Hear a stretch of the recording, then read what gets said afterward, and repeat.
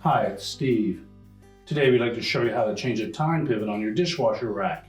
It's a really easy job. Let me show you how we do it. Now, to do this repair, we will need to remove all the items on the upper dish rack. So we'll open up the dishwasher, pull it out to access everything, and then remove all of the items. Now, with the rack pulled out far enough to access the Tine Pivot that you're going to replace, we'll first of all tilt that tine down to a rest position. Just gives us a little more access to the pivot. We'll unclip the top portion of that off of the rack wire, and then just rotate it and lift it off.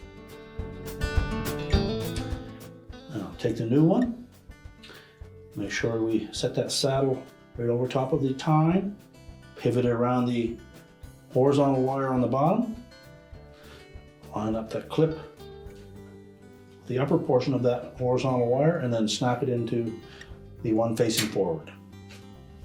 You can then tilt your tine back up into position, and we can slide the rack back in. We now close the dishwasher up, and your repair is complete.